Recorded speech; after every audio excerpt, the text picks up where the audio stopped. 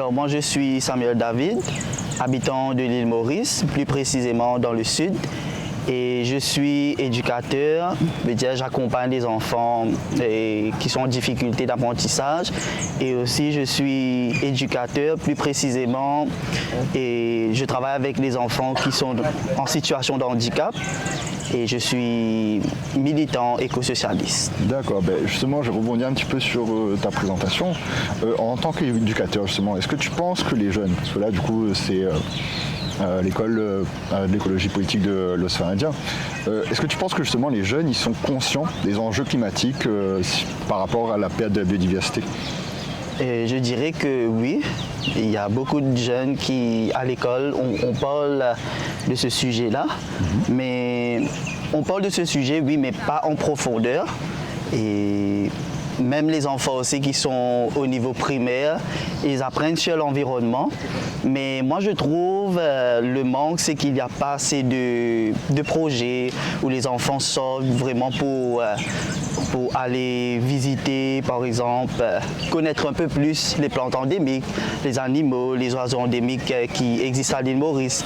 On est conscient, oui, mais pas vraiment.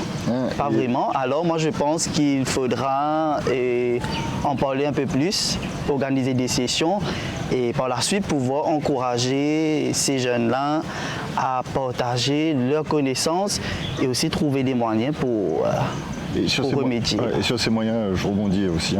Tu aurais une idée justement de quels moyens on pourrait mettre en place pour que ces enjeux soient un peu mieux compris en fin de compte? Oui. Et comme je dis, il faudra organiser des sessions, des rencontres. Et moi, je dis que faire des activités extrascolaires, ça pourra motiver plus de jeunes à... Par exemple, il y a à Maurice le Bocage. C'est une école privée où ils ont créé un espace, un tiny forest, et que je trouve très intéressant. Et il y a aussi d'autres établissements scolaires qui veulent aller de l'avant avec de tels projets. Alors moi je trouve que les autorités, le gouvernement doit venir de l'avant avec des mesures, encourager les jeunes à s'adonner à la terre et tout. Voilà. D'accord, super. Et juste pour revenir un petit peu sur l'école en question, est-ce que là sur les sessions qu'on a eues là, ces dernières heures et tout, il y a quelque chose qui t'a marqué en particulier?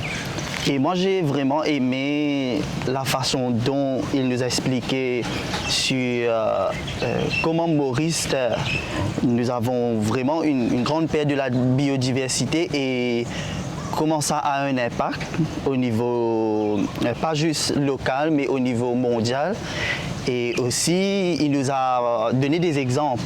Il nous a donné beaucoup d'exemples sur les plantes endémiques, les animaux et tout, qui sont en voie de disparition et endangered.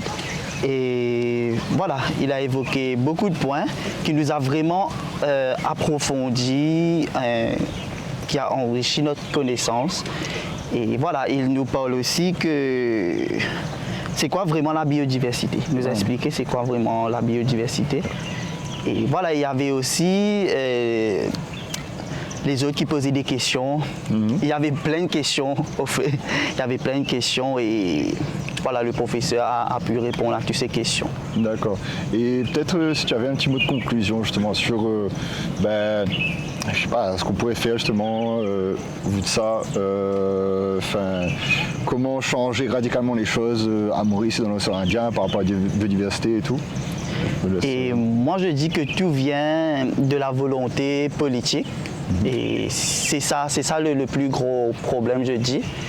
Et moi, je pense que dans le budget même, le budget qu'on fait tous les ans, il ne faut pas parler juste de l'agriculture, mais il faut parler de l'agroécologie, parler de la biodiversité et mettre des fonds en place pour pouvoir adresser ces enjeux de la perte de la biodiversité. D'accord, merci pour tout. En tout cas, bonne fin de session d'école et puis on va voir comment on va avancer. Merci beaucoup.